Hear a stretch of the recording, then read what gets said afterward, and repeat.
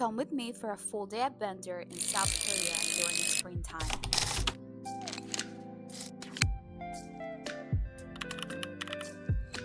Do you know Korea? Let's get to know it together.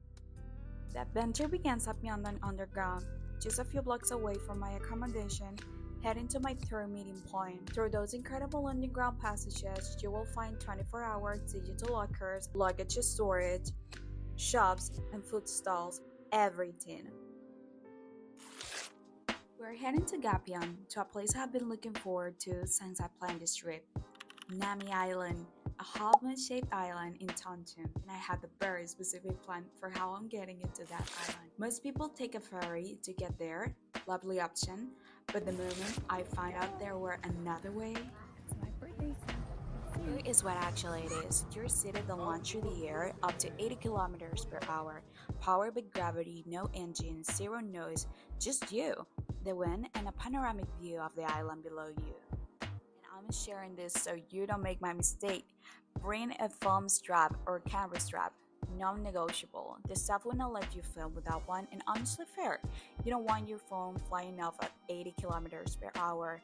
So I don't have an original footage of the zipline, zero, but trust me, this is just how it looks, and it was one of the most exhilarating minutes and a half of my trip so far. Here's a short clip too, so you can have an idea of how awesome it was. A funny clip from my friend when I was arriving to Nami Island.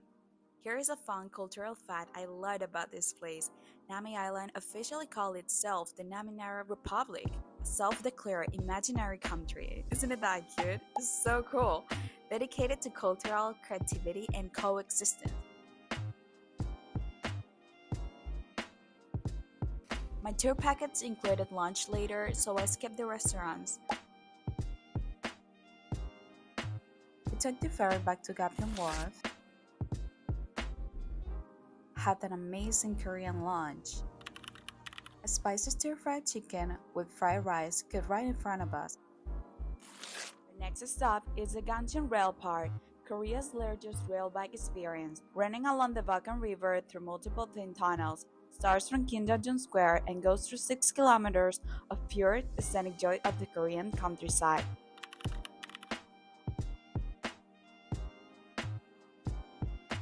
It's so easy to do it alone. It's really nice. It's not that difficult at all. It's a little bit scary at first, but now it's good. Oh, now it's like it's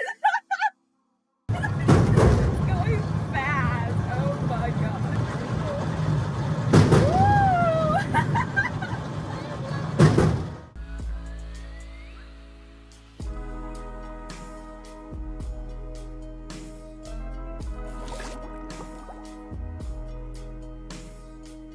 If you're doing a day tour near Seoul in the spring, this is an absolute must. Perfect balance of activity and scenery.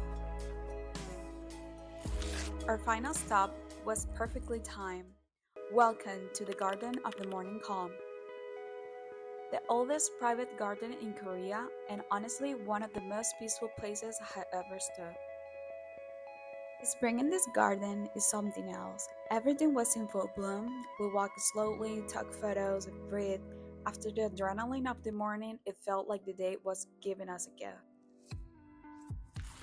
Made it back to Seoul late afternoon, back at my accommodation, freshen up, and out into Myeongdong with my friends. We found a very popular Korean pub chain close to the Euljiro station. Everything is open out late, and the whole bite is alive. We ordered a bucket with cheese, with the spicy noodles and rice cakes together. My first trip to Korea, surrounded by this warm, chaotic, and beautiful energy. Sitting in a pub I had never been to, eating food I had never tried, and surrounded by strangers who became part of my birthday for 5 minutes. That's the thing about traveling solo, it surprises you in the smallest and most human ways. It was a great way to end the night to an awesome day tour and a great birthday.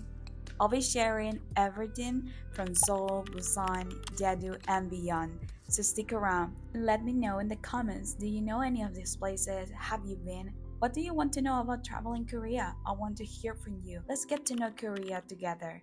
Subscribe if you want to keep exploring with me, and I'll see you on the next one. See you, Friendzys!